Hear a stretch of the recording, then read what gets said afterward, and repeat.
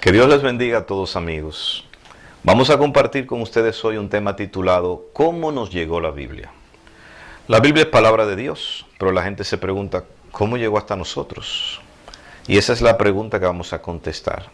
La Biblia es una colección de 66 libros, o sea que no es un libro, es una biblioteca, escrita por aproximadamente 40 hombres, inspirados por Dios, en un lapso de tiempo de casi 1500 años, en 3 continentes, África, Asia y Europa. La Biblia fue escrita en 3 idiomas, primero el hebreo, luego el arameo y finalmente el idioma griego.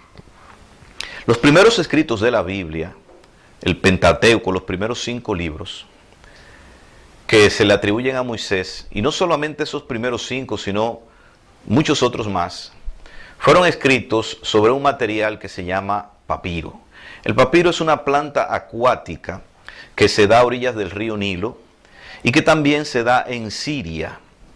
En Siria hay un puerto de donde se importaban o se exportaban esta planta para hacer el papiro, que era el puerto de Biblos. De allí viene el origen de la palabra Biblia, haciendo referencia a este puerto en Siria. Esta hoja, este tallo de esta hoja se cortaba, se machacaba, se secaba y se pegaban láminas contra láminas hasta que se hacía un material que después de secado se podía escribir sobre él. ¿Con qué se escribía sobre este material? Se escribía con tinta y con una especie de caña cortada, como una pluma que se le llamaba calamus. Así se hicieron los primeros escritos de la Biblia sobre este material llamado papiro. Con el paso del tiempo, el papiro se daña, es un material muy vulnerable, especialmente cuando no se guarda en un lugar muy seco.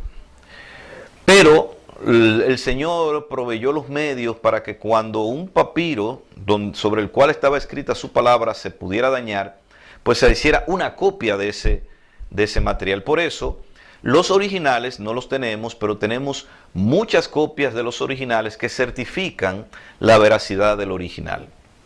Más adelante, el rey de Pérgamo un rey en Pérgamo quiso hacer su propia biblioteca como la tenían los egipcios en Alejandría. Así que él intentó traer a su tierra papiro desde Egipto, pero los egipcios, viendo su intención y no queriendo competencia, prohibieron la exportación del papiro. Así que él, no queriendo renunciar a su idea de tener una biblioteca, buscó otro material sobre el cual se pudiera escribir, y de allí nace el cuero de animal. Se tomaba un animal, se mataba, se le degollaba, se le tomaba la piel, esa piel se sometía a un proceso de pulido y sobre esa piel se podía escribir. Entonces tenemos el papiro y tenemos el pergamino, que fueron los primeros materiales sobre los cuales se escribió la Biblia. El idioma original en el que se escribió la Biblia, el primer idioma, fue el hebreo, en el cual está escrito casi todo el Antiguo Testamento. Ya para el tiempo del sacerdote y escriba Esdras, se hacen las primeras traducciones del hebreo al arameo. ¿Por qué al arameo? Porque cuando el imperio babilónico se impuso, cuya lengua era el arameo, pues llevó cautivos a los judíos hacia Babilonia. Y los judíos olvidaron el hebreo. Solamente los sacerdotes y unos cuantos levitas conservaron el conocimiento del hebreo. Así que el hebreo fue un idioma descontinuado y el arameo pasó a ser el idioma de uso común. De manera que libros como Daniel, que estuvo en el exilio en Babilonia, tienen muchas porciones escritas en arameo.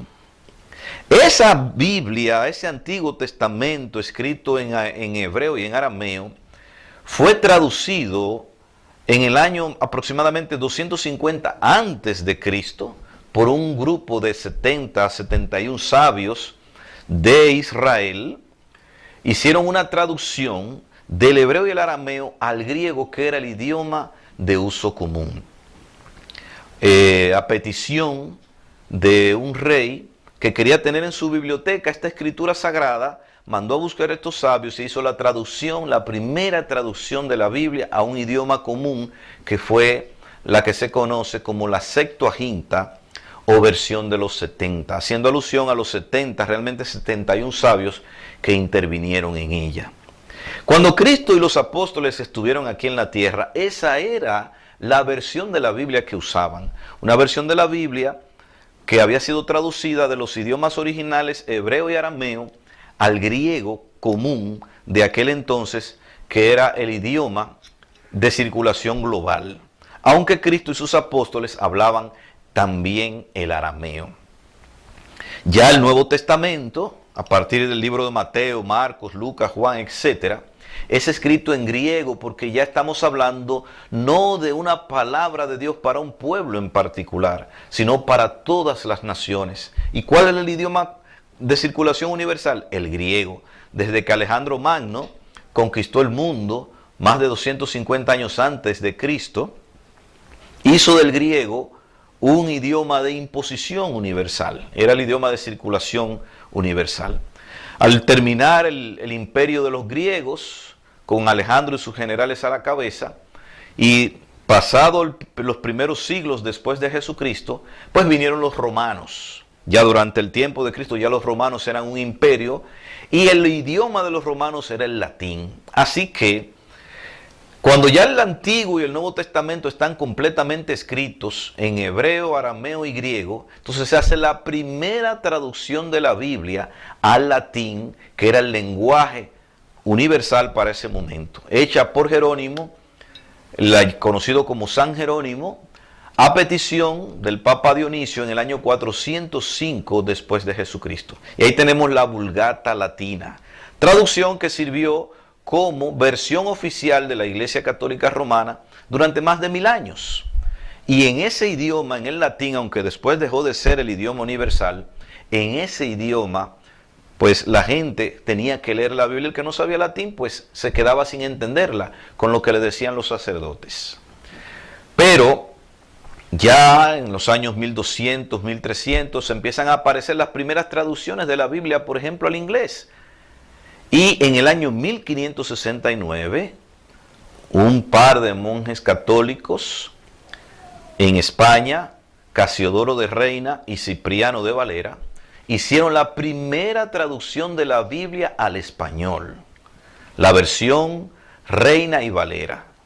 En el año 1569, Casiodoro de Reina tradujo lo que se conoció como la versión del oso, 26 de septiembre de 1569, y 32 años después, en el 1602, Cipriano de Valera la revisa y hace la versión Reina y Valera, primera traducción al español. Hoy tenemos docenas de versiones en español muy buenas, que usted las puede adquirir en cualquier librería o en una librería bíblica, pero debe tener un ejemplar en su casa. Si necesita una de letra grande, cómprela. Si necesita una traducción de un lenguaje más sencillo, búsquela. Ahora hay muchas traducciones buenas. No queremos recomendar ninguna en particular, pero si usted nos escribe, nos tomaremos el atrevimiento de hacerlo. Por el momento, usted puede leer la Reina y Valera, que es una traducción bastante aceptable, o la versión Biblia de las Américas, que también es una Biblia con un lenguaje bastante sencillo. Lo que sí le pedimos es que evite traducciones hechas por grupos religiosos particulares, porque muchas veces la traducen para apoyar ciertas doctrinas de su religión. Así que así nos llegó la Biblia. En el año 1434, Johannes Gutenberg inventó la imprenta de caracteres individuales. Y con la imprenta, pues ya la Biblia no era un asunto exclusivo de reyes o de personas que podían pagar para que alguien de forma manuscrita le hiciera una traducción. Ahora la Biblia comienza a ser un libro de circulación global.